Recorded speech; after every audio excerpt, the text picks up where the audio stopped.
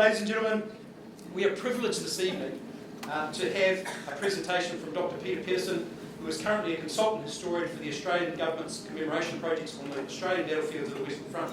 Peter is brought to us this evening by the High Commission in Canberra, the New Zealand High Commission in Canberra. Not only is Peter a highly respected historian from the First World War, he's also a former Assistant Director of the Australian War Memorial and an accomplished author in his own right.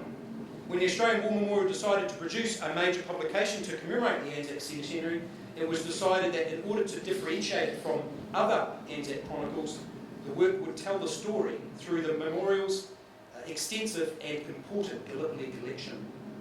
Peter's talk examines the process by which the story of Anzac was told through the collection and presentations in the work Anzac Treasures, something that has never been done before. Peter uses this as a link to objectives held also in the New Zealand's leading cultural institutions, and how they also serve as reminders of the New Zealand experience at Anzac, most notably at Chunuk Bair. So without further ado, I'd like to hand the floor over to Peter. Thank you, Peter.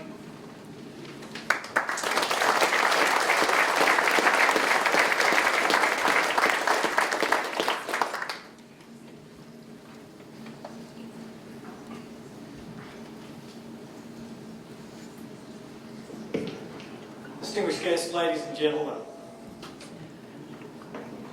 I want to say how much, for me as an Australian, it's an honour to be here, speaking to you on the eve of the centenary of the high watermark of the Gallipoli campaign and one of the seminal events in New Zealand's history. The seizing and holding of Bair, that's the Turkish pronunciation of Chunuk, which I'll be using throughout the evening, by New Zealand soldiers. As an Australian, I'm in awe of those men. I'm also pleased to be here on the occasion of the launching of Johnny NZ by Glenn Harper. It's a great book by a great historian and a great friend. And I thank Glenn for inviting me to be here. Before I start, I want to say a few words about a great New Zealander, Major General Lou Gardner, who passed away a couple of weeks ago. Lou and I entered the Royal Military College Duntroon together in 1971, so I knew him very well.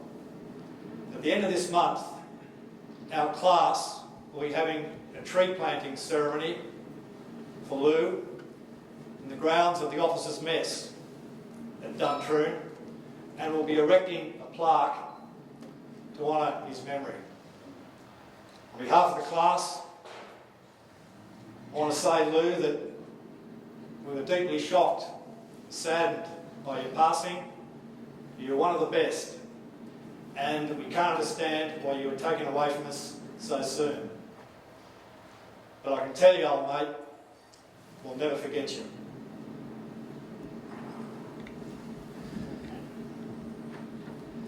When the Australian War Memorial asked me a few years ago to write its major commemorative publication for the Anzac Centenary, I faced the problem that the Anzac Chronicle was hardly new. Differentiating the memorial's publication from the many books existing and yet to come on Anzac became the key issue. The answer lay in the memorial's Gallipoli collection. And today I'll discuss how, in Anzac Treasures, the story of Anzac was told through it. But that story is not just about the Australians. As the New Zealanders put the NZ into Anzac, I'll also touch on how collection objects held in Te Papa, the Auckland War Memorial Museum and the Army Museum at Waiouru reflect the New Zealand experience at Anzac, most notably on Bair.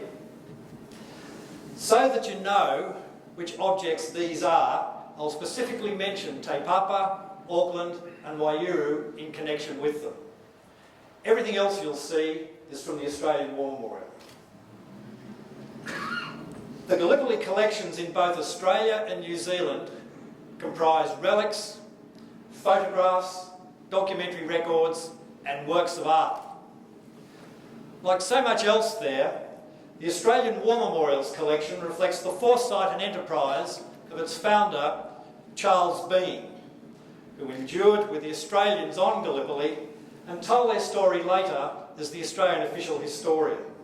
At Anzac, Bean recalled, it was simply assumed that there'd be a museum dedicated to what Australia did in the war, and that museum would soon become the Australian War Memorial.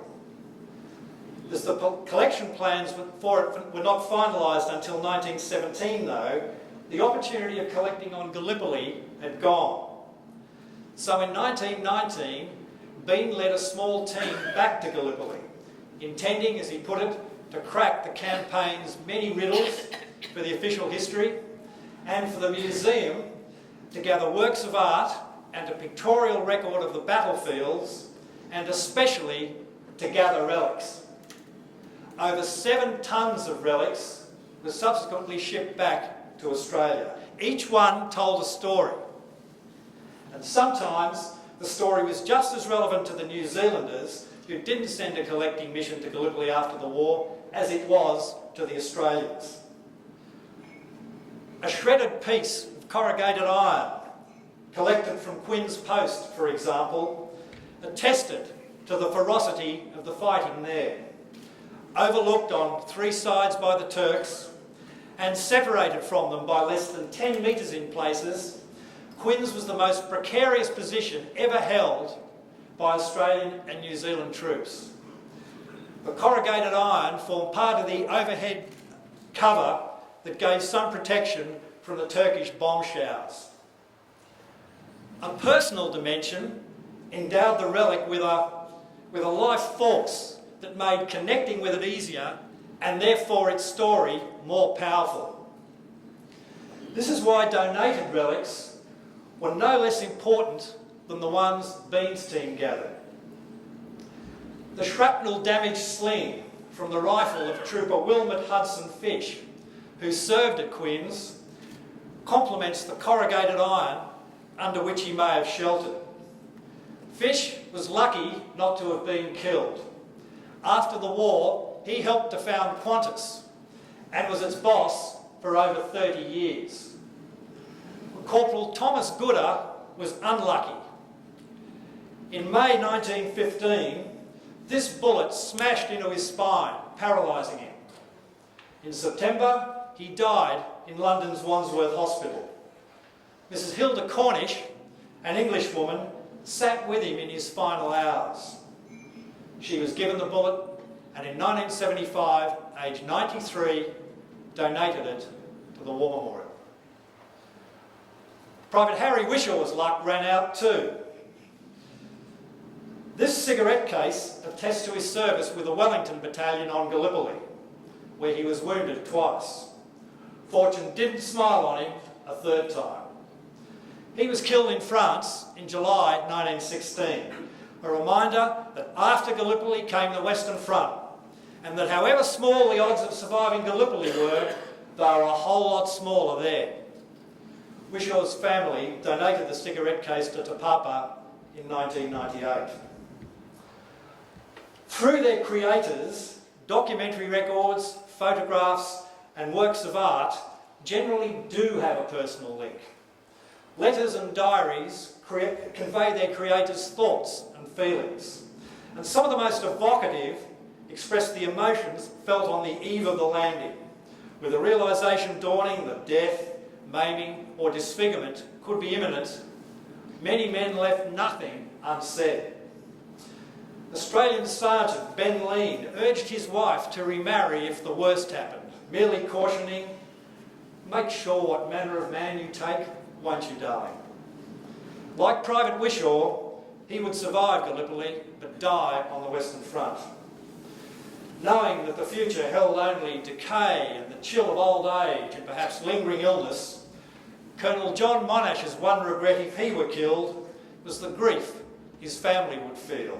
"I have always loved you," he told his wife, "and I know also that you have loved me dearly and will honour my memory."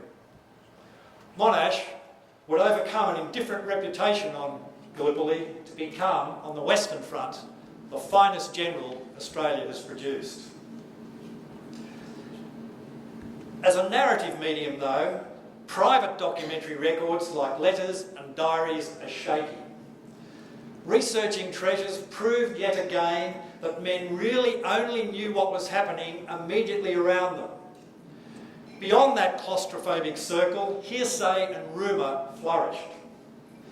The informative quality of official documentary records, such as war diaries, was often little better, as practically every aspect of Gallipoli amounted to learning on the job. Many commanders and staffs had only the haziest idea of what keeping a war diary meant. Some of the appendices to the diaries, such as operations orders and supporting planning documents, further illustrated their inexperience. Monash's meticulously worked out timetable for his brigade's failed night march to Hill 971 at the start of the August offensive from Anzac, the campaign's last throw, lacked a time past a point calculation. Without it, the estimated duration of the march, on which so much hinged, was hopelessly optimistic. The most complete documentary record of Gallipoli are Bean's diaries.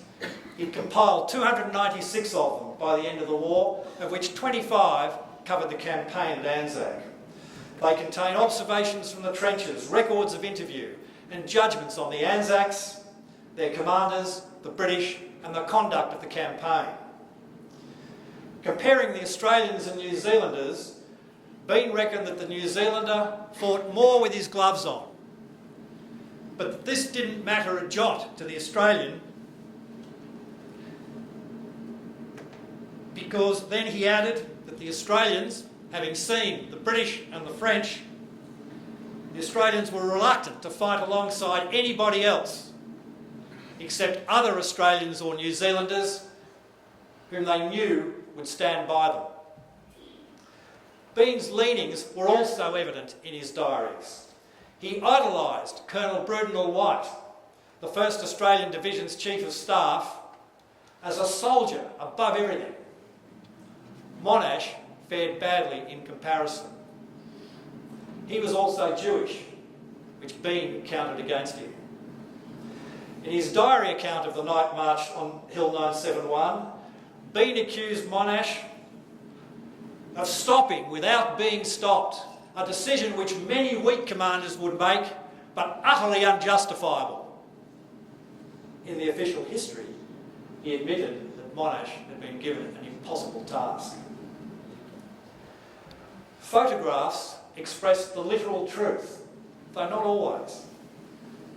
Taken by Ernest Brooks, the official British Admiralty photographer, this shot of 2 Australians with the Turkish sniper they have just captured was probably snapped on the island of Imbros using a Turkish prisoner of war. Nonetheless, it shows how the Turkish snipers made themselves almost invisible, which contributed to their becoming the deadliest menace at Anzac during the first couple of months. Bean took almost 700 photographs himself. They range for an informal shot of the usual suspects, and you can see them there, Blaney on the right of the table, White with his back turned to the table on the left, lunching at the 1st Australian Division's headquarters, to this remarkable image of Australians under heavy fire on the 26th of April, and you can see them silhouetted on the skyline. One of the very few combat shots taken on Gallipoli, it's rarely reproduced due to its poor quality. The opposite is true of Bean's image of Australians behind Quins waiting to charge Turks trapped in the Australian front trench, which is on the skyline, after the Turkish attack on Quins on the 29th of May. The sniper team in the centre is firing rearwards, which says a lot about the situation on Quins. Serendipity blessed the memorial's wider photographic collection. Gallipoli coincided with a mushrooming of amateur photography, and the Eastman Kodak Company cashed in by flogging its vest pocket Kodak camera as the soldier's Kodak. As small as a diary, but tells the story better. Unlike on the Western Front, orders barring private photography were not enforced on Gallipoli, so VPKs or similar cameras snapped freely. Perhaps 1,000 were carried at Anzac, and they produced about half of the memorial's Gallipoli images and many New Zealand ones. These images are often very atmospheric. Lance Corporal Albert Savage of the 3rd Australian General Hospital recorded the work of its nurses on Lemnos. His 350 images chronicled their arrival, minus equipment, which had gone astray, the dire conditions on the barren and stony hospital site, and the professional way the nurses overcame them to achieve a negligible patient mortality rate. Major John Rose of the Wellingtons shot this scene. His annotations, and you can see them there, frontline, battalion headquarters, dugouts, bring out how the term behind the line was a misnomer when applied to the Anzac area. There was no true behind the line there. Rose's photograph album is held at Te Papa. Unlike photographs, works of art could show Gallipoli in colour and depict the combat action. But while any soldier at Anzac could snap a photograph, few soldiers were artists. One who was, Horace Moore-Jones, a New Zealander, sketched the terrain for operational planning purposes, and the War Memorial acquired 72 of his works in 1920. This view of the coastline off Anzac is largely how it would have looked during the pre-landing reconnaissances. The Sarri Bair heights, always sought but never gained, dominate the skyline, next to the Mesa top of Pluggy's Plateau. Moore-Jones painted it a few weeks after the landing, which highlights an unavoidable problem with works of art. Unlike photographs, they were not a real-time record. As the Australian Official War Artist scheme, like the official photographer one, started well after Gallipoli, artists with Gallipoli service had to rely on memory in their commissioned works. Bean and others took great pains to ensure accuracy in the works of artists who hadn't served on Gallipoli. And this external pressure could be frustrating, as George Coates, an Australian portrait artist, found after being commissioned by the Memorial in 1921 to do a painting of General William Bridges, the 1st Australian Division's commander, watching manoeuvres with his senior officers in Egypt. John Trelaw, the Memorial's director, fretted that Bridges would look neither easy nor graceful. Bean replied that Bridges lacked grace.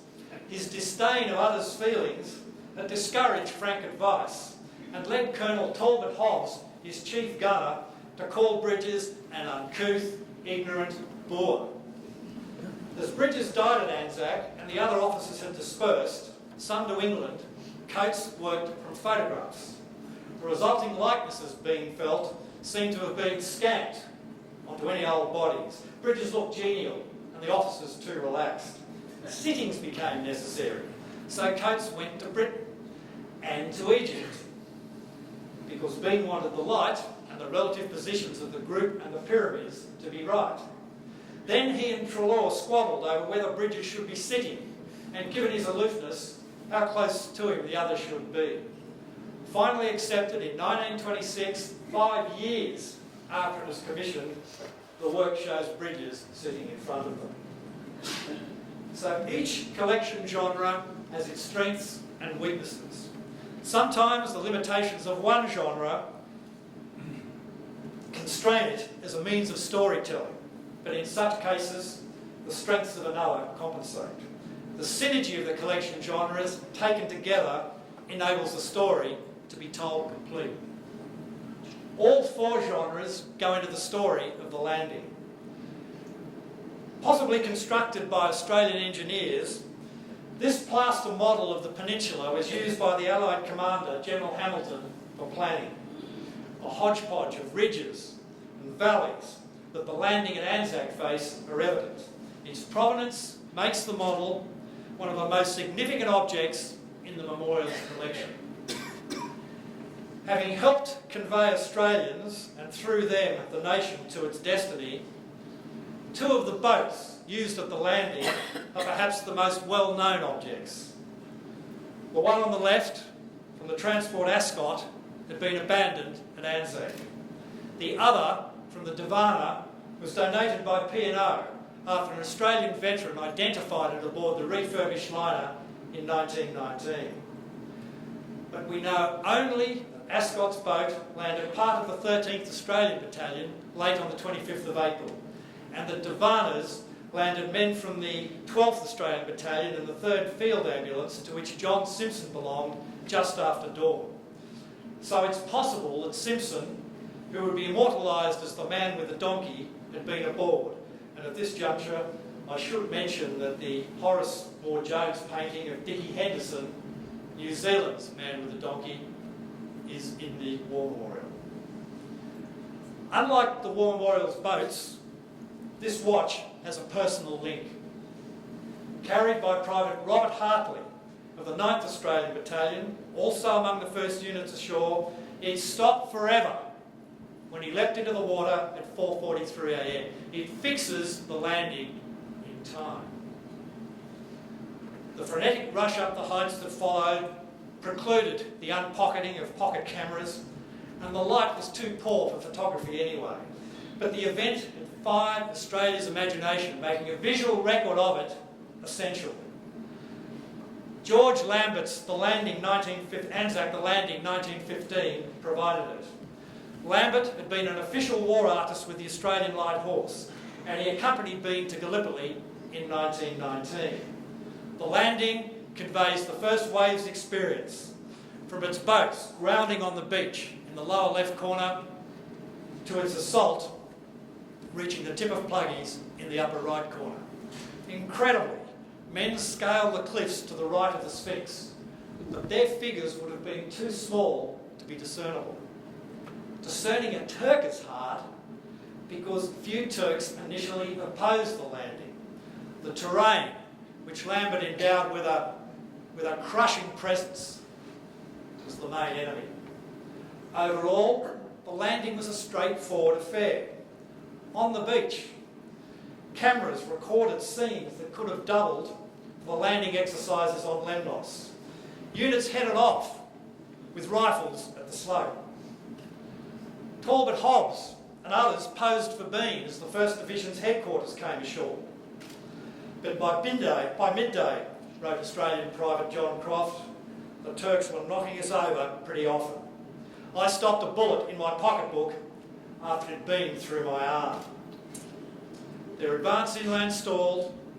The Australians and New Zealanders were either being counter-attacked or lying under drenching shrapnel.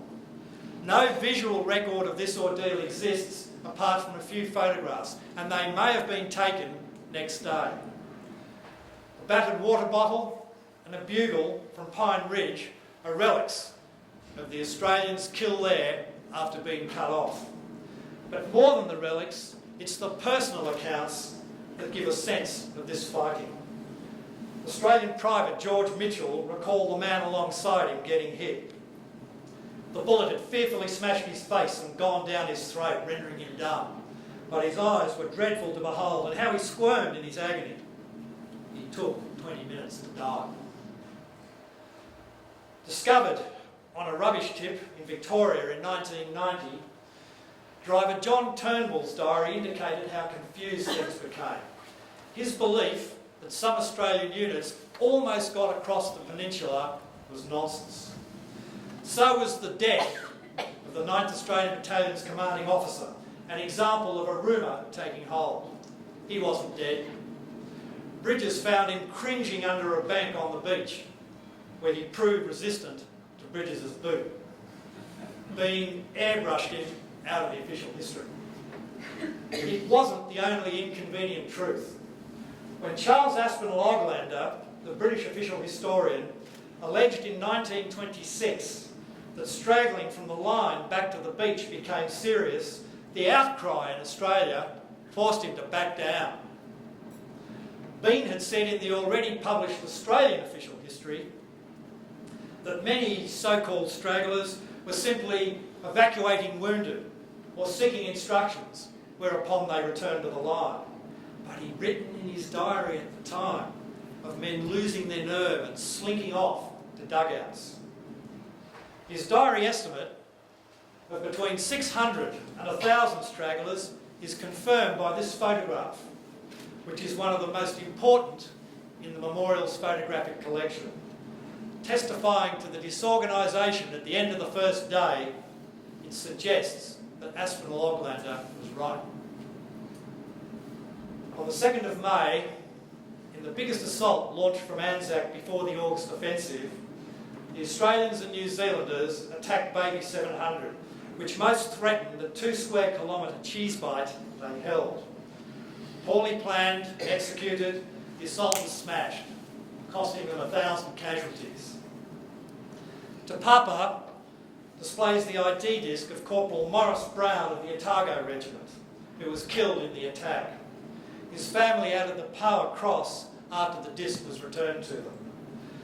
Gallipoli mud still clings to the shoulder strap found during Bean's mission from the uniform of 2nd Lieutenant Harry Burton, one of the Australian dead. Also among them was the unknown signaller killed before he could complete his report. Another Australian signaller, Ellis Silas, was a sensitive artist. He suffered a nervous collapse before the attack, but participated nonetheless. In a painting done in 1921 for the Australian War Memorial, Silas depicted visually the ghastliness recorded in his diary account of the battle. God, it was frightful. The screams of the wounded, the bursting of the shells, and the ear-splitting cracking of the rifles, he wrote. Waving the bleeding stump to which his right hand had been attached, one of the wounded called out, "That you, Silas, old chap? I have done my duty, haven't I?" Seeing those fine, stalwart men going up the gully and shortly returning, frightfully maimed and covered in blood, I don't think I shall ever be able to forget this. Nothing affected Silas more than the Baby 700 attack. Unable to eat, sleeping in a morphine-induced cycle of delirium and nightmare, he left Anzac a fortnight afterwards. By then, he felt like a pygmy alongside the men whose antics in Egypt before the landing had made him feel so ashamed. Roll call, Silas's painting of the survivors was his tribute to them.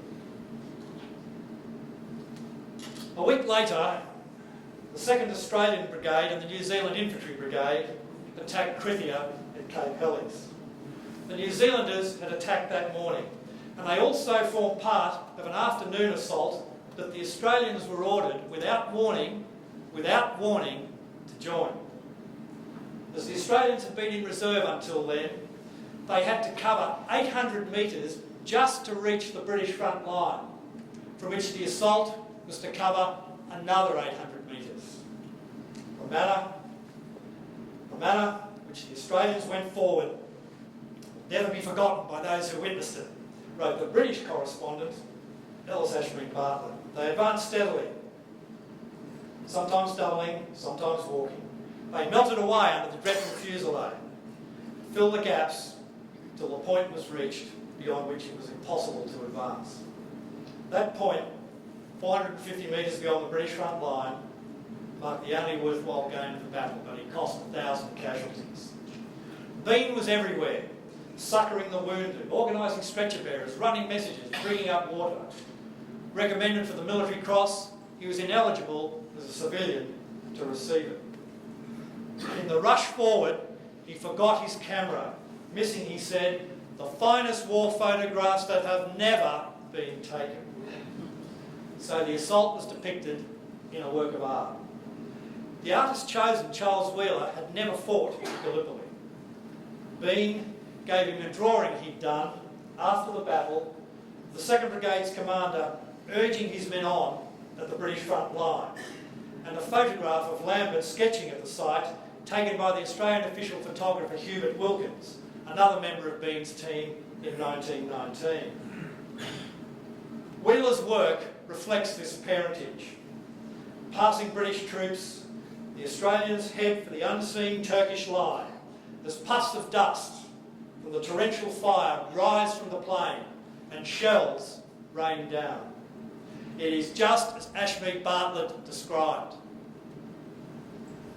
Hit in the shoulder by something that felt like the Melbourne Town Hall, Private Albert Keown recalled thinking how easy it is to die.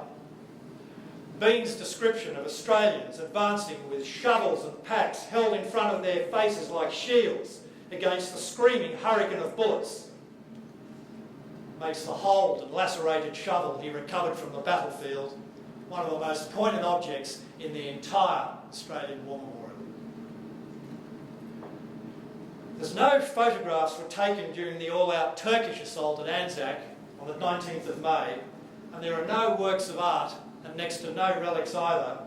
Documentary records come into their own in evoking it more than they do for any other part of the campaign.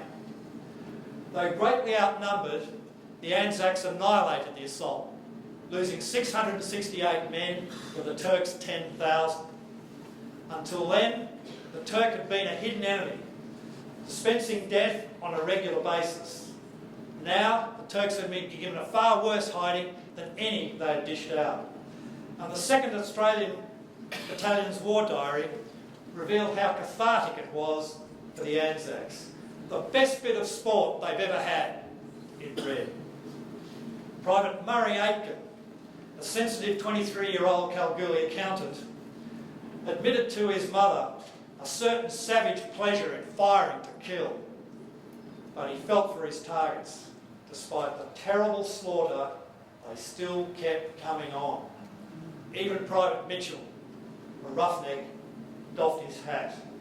"Oh, you poor devils! Oh, you poor devils!" was all I could say. Those sentiments became pronounced in the aftermath. With 3,000 Turkish dead in no man's land, Anzac stank well beyond the 1.5 kilometres out to which it normally stank. On the 24th of May, both sides mingled during an armistice to bury them. It was photographed by some of Anzac's best-known personalities, such as Chaplain Walter Dexter, who habitually broke the 8th commandment on behalf of his flock, and Surgeon Charles Ryan, who ministered to the Turks in their wars of the 1870s. Capitalising on a major photographic fad of the period, Ryan used a stereoscopic camera that produced images intended to be seen three-dimensionally in a special viewer.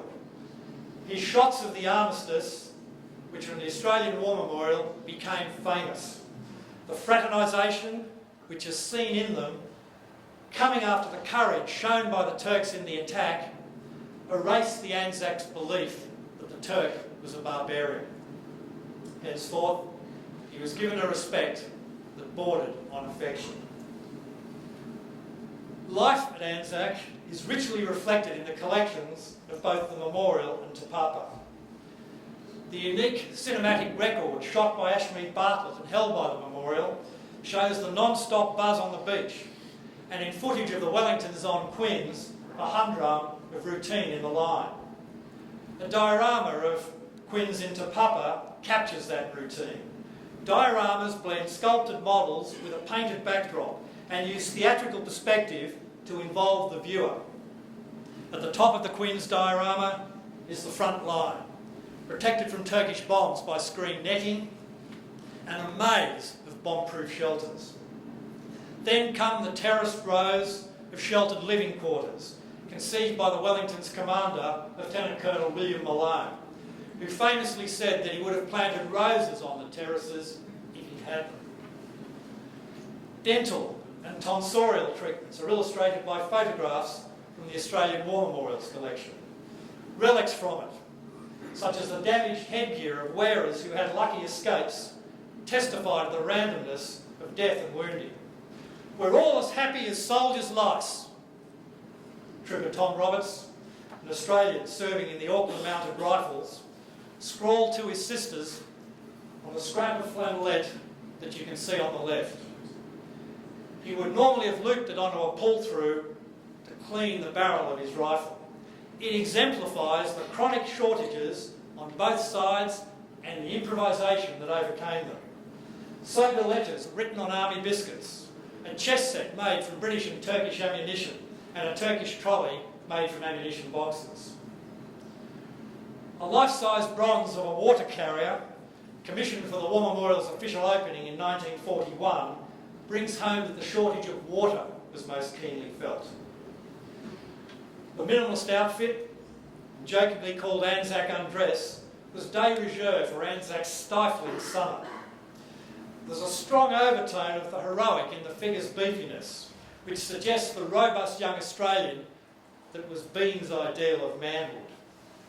This water carrier clearly doesn't have a dysentery-ravaged body, as most men did during the summer. Photographs and diaries express the reality. It's absolutely piteous to see great sturdy bushmen and miners almost unable to walk through sheer weakness, Sergeant Cyril Lawrence wrote. Yet many such men fought in the August Offensive. It's one of the campaign's epics. The Australian capture of Lone Pine got underway. It's represented in the War Memorial by the memorial's only diorama related to Gallipoli, with smoke rising from ships on a glassy sea as the sun hangs over Imbros and Samothrace. Lewis McCubben's backdrop conveyed Anzac's beautiful but surreal setting. The assault is seen from a vantage point behind the log-covered Turkish front line, which the diorama's creator, Wallace Anderson, opened out. Some of the logs were recovered by Bean, and they enhanced the diorama's physical presence.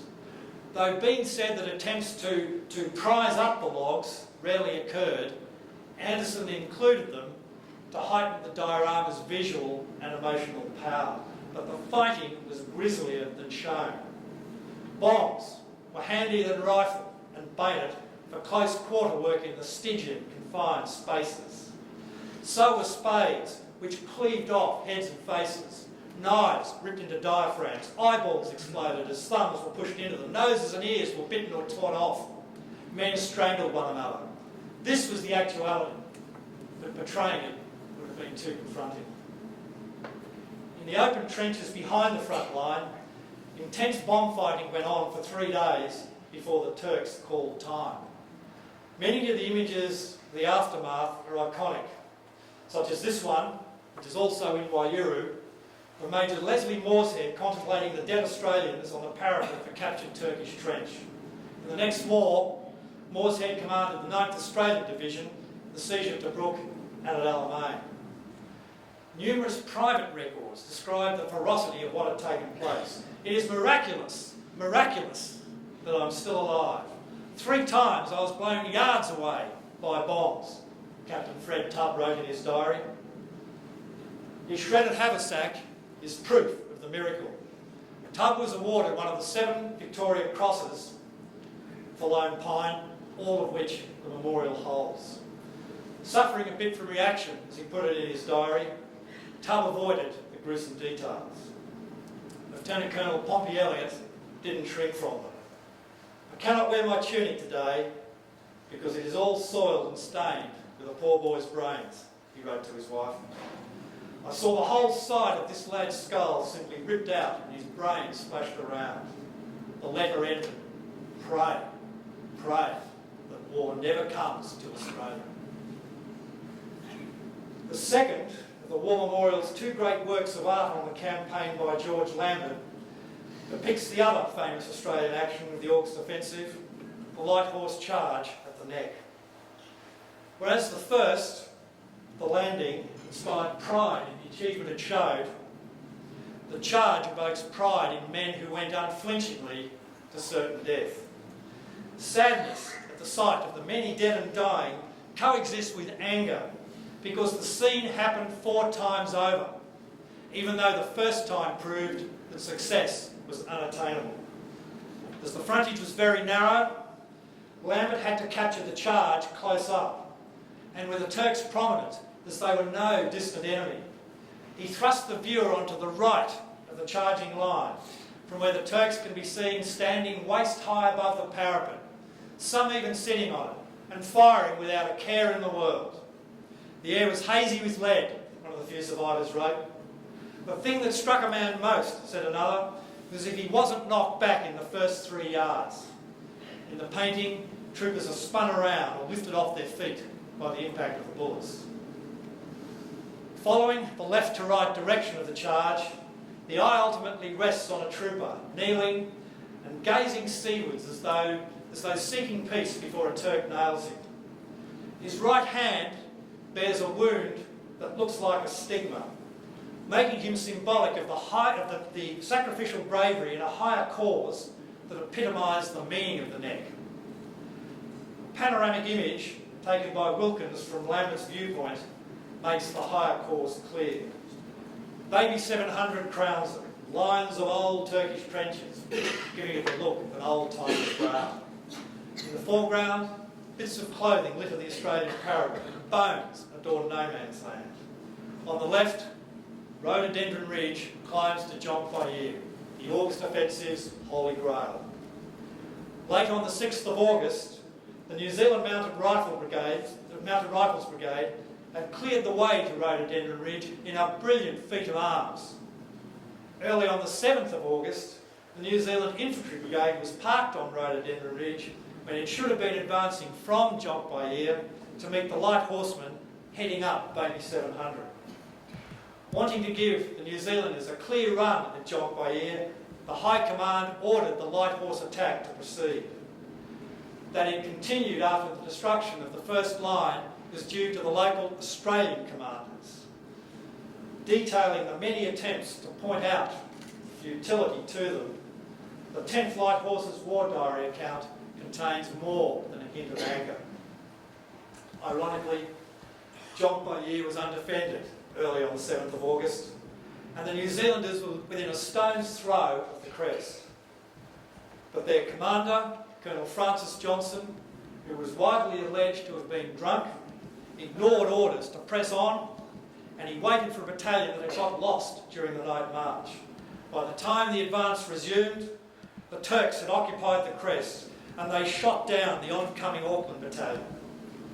Next morning, Lieutenant Colonel Malone's Wellingtons found the crest unoccupied again, probably because the bombardment supporting them had driven the Turks off. The Wellingtons gazed out upon the Narrows, which no Anzac had beheld since the landing on the 25th of April, and only a handful even then. Ian Brown's painting, The Battle of Jonk Bair, 8th of August 1915, which graced New Zealand's Parliament building, depicts the sight and the Turkish counterattacks that soon began. Coming on non-stop in human waves, the Turks lost hideously, but their numbers told, and by 9 a.m. the Wellingtons, having suffered heavily too, pulled back to a trench that Malone had ordered dug on the reverse slope, just short of the crest. In the Battle of Jonk Bair, 8th of August afternoon, a painting that hangs at Te Papa, Gus Hunter captured a scene that typified the rest of the day. As the Turks surged onto the crest, now no man's land, the Wellingtons, eventually reinforced by the Auckland Mounted Rifles, drove them back.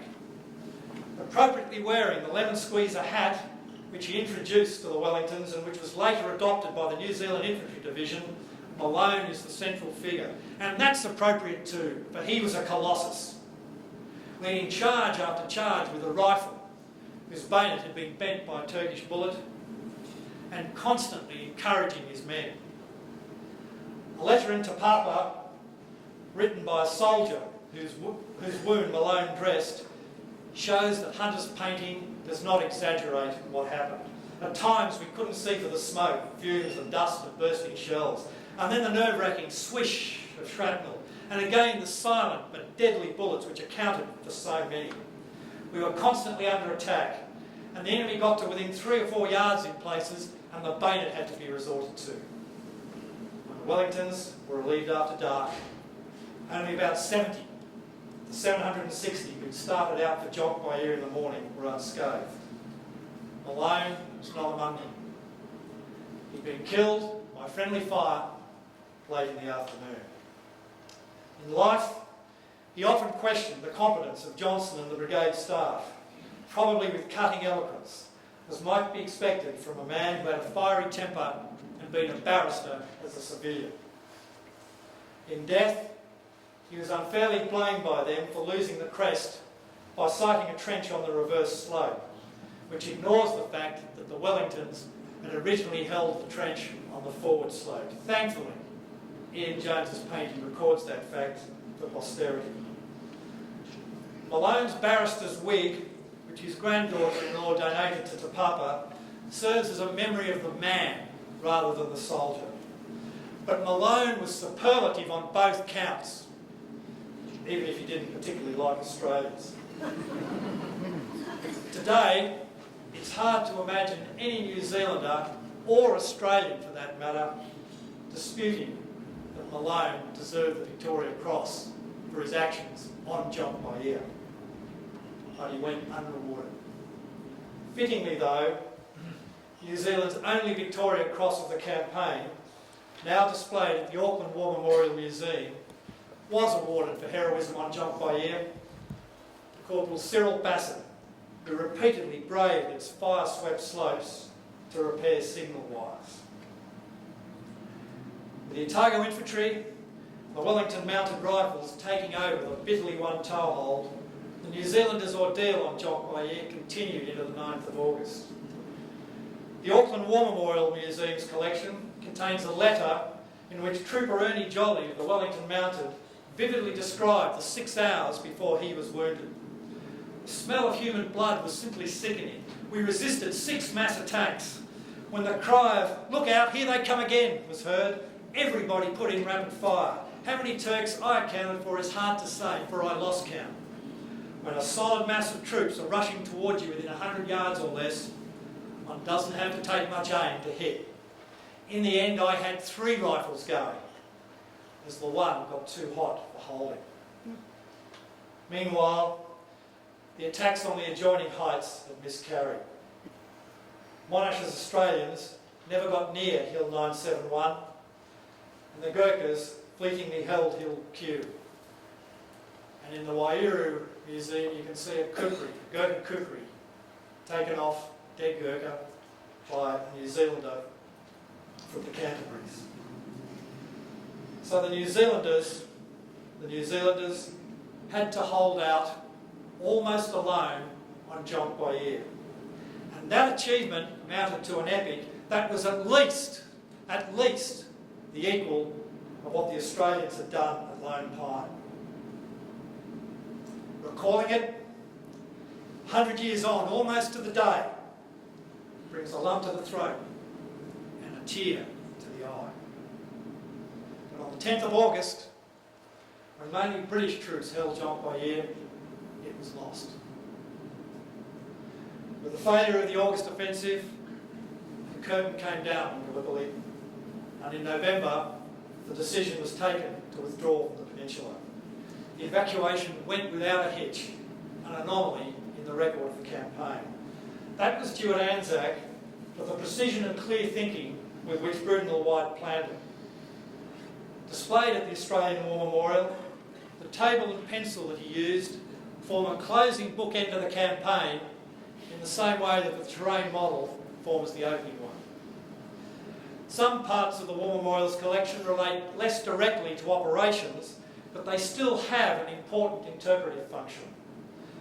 Among the postcards sent from Egypt were cartoons, such as this one of an Australian escaping from Cairo's hawkers, reflecting contemporary humour may be considered racist today. Overblown hyperbole was the main criterion for Gallipoli's cigarette cards. So, landing at Anzac Cove and the Anzacs going ashore at Suvla Bay and catching live bombs was routine for the test match bomb team. Portraying the fighting as harmless fun, they were intended for the home front, as was a host of patriotic paraphernalia, song sheets, reprints of laudatory dispatches, a postcard depicting an Australian bayoneting a Turk and flicking him over his shoulder, and souvenirs such as the scarf and the cloth map that included a layout of Constantinople, presumably in the belief that it would be occupied. With a view to compiling the Roll of Honour, the War Memorial in 1919 began distributing a circular on which next of kin could provide particulars of the deceased. Cyril Johnson, the subject of this circular, was a prominent all-round athlete mortally wounded in July. He typifies the approximately 30 Indigenous Australians known to have fought on Gallipoli and the 12 or so who died. According to Puai Cairns of Te Papa, it's possible that at least 600 Maori served on Gallipoli. She confirmed the identity of the creator of this tiki carving in the Great Sap, a major communications artery largely dug by the Maori, as Tuoro Akapita Pungo from the Ngāti Wakue and Ngāti Tarawa tribes from the Rotorua district. He enlisted under the name Mekiora Akapita and is the soldier in the image, which is from the War Memorial. The carving has been recreated at Te Papa. Gallipoli mesmerised the great Australian artist Sidney Nolan. The 252 works from his Gallipoli series that he donated to the War Memorial in 1978 reflect a visceral reaction, not just to Gallipoli, but to events such as his wife's fatal overdose that underlay the changing moods in his life. Bean wrote that Anzac stood and still stands for reckless valour in a good cause, for enterprise, resourcefulness, fidelity, comradeship and endurance that will never own defeat.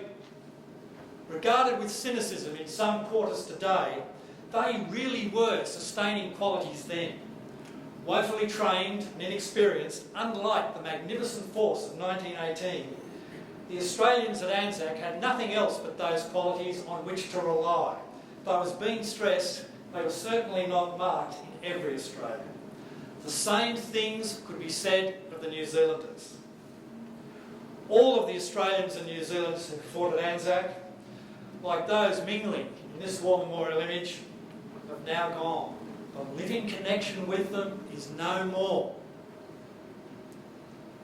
Encapsulating the legend and the reality of Anzac, the rich and varied Gallipoli collections in the Australian War Memorial and in New Zealand convey a very real sense of who those men were, the good and the bad of what they did, and the many facets of the campaign in which they served. Their spirit radiates from these collections.